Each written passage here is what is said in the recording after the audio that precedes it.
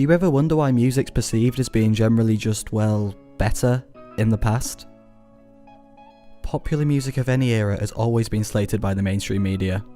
For example, even the Beatles were panned by the cultural elite.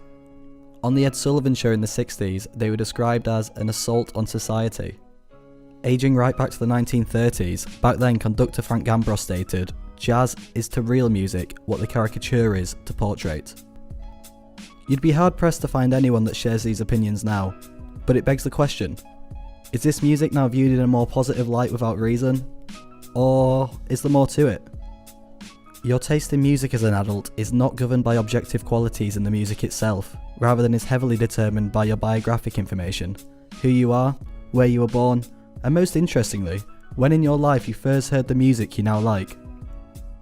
A 2018 New York Times study of Spotify data found that adult musical preferences are most influenced by child listening habits aged around 13 to 14. There happens to be a strong correlation between popularity of songs in terms of number of Spotify plays, when the song was released, and the age of the listener. For example, That's the Way Love Goes, produced by Janet Jackson in 1993, was most popular with women aged 35, making them 11 when the song came out. Whereas the song Crazy Love by Van Morrison, released in 1970, was most popular with men aged 63, which would make them 16 when the song was released. Neuroscience has confirmed what data analysis has found. The music we like in our youth, we like for life. Daniel Leatherton, author of This Is Your Brain on Music, writes, 14 is a sort of magic age for the development of musical tastes. Pubertal growth hormones make everything we're experiencing, including music, seem very important. We're just reaching a point in our cognitive development when we're able to develop our own tastes, and musical tastes become a badge of identity. With regards to why music makes us feel good, and different sorts of music make different people feel good, well, it all comes back to a chemical release in the brain. A chemical is released called dopamine when we engage in activities we enjoy. This can include eating chocolate, falling in love, or watching our favourite film, for example. Well, this chemical is also released when we listen to music we enjoy. In order to get a better understanding of the correlation between age and music, I decided to speak to a woman called Esther, owner of Deco Records in Withington. What sort of music were you listening to in your early teens, and do you still like this music today? So when I was a teenager in the 90s, so we had sort of Nirvana and Levellers and stuff, and then we went into like Oasis and sort of the Britpop era. So I was really into that. We used to get away with going in all the student nights when we were too young to go in there, so we used to be really into all that. I'm not so into it now. So I still listen to like the Arctic Monkeys, and I did actually listen to like a best of Nirvana the other week, so I do listen to it sometimes, but I'm not into it.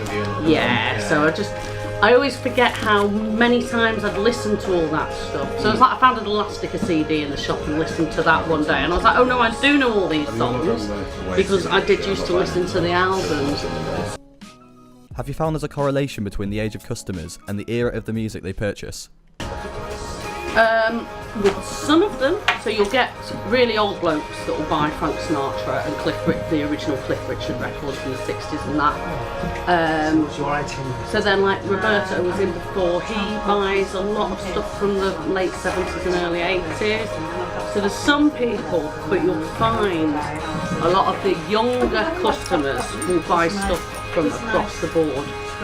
So I'll be selling things like talking heads and television to people that are 22.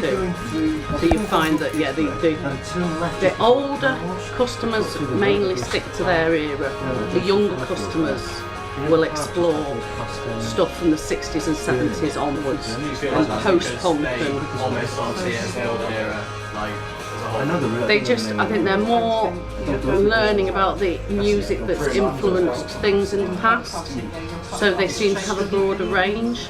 But then as people get older, I think they get a bit more stuck in their ways. So maybe it's just that the younger people are trying to develop their music tastes and they're discovering what has been.